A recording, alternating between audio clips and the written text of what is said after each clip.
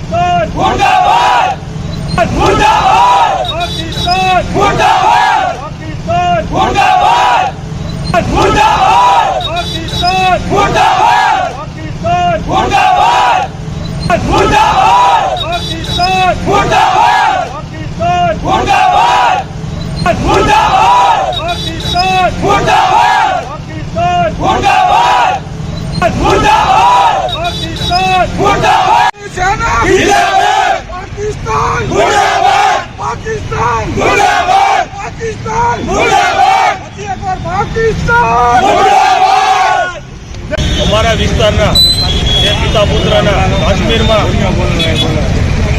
જે આતંકવાદીના એટેકથી મૃત્યુ થયા એની શ્રદ્ધાંજલિ રૂપે અમે પાકિસ્તાનના રાષ્ટ્રધ્વજને રોડ ઉપર લગાડીને રોજ માણસો જેથી 10 વાર નીકળીને થૂંકતા જાય એવો કરણી સેના દ્વારા કાર્યક્રમનું આયોજન કરેલું છે। અને અમે કહેવા માંગીએ કરણી સેનાની ટીમ કે આ જે પરિવાર છે એને ગમે ત્યારે જરૂર પડે શ્રી રાજપૂત કરણી સેના એમની સાથે છે। જય માતા, જય ભવાની।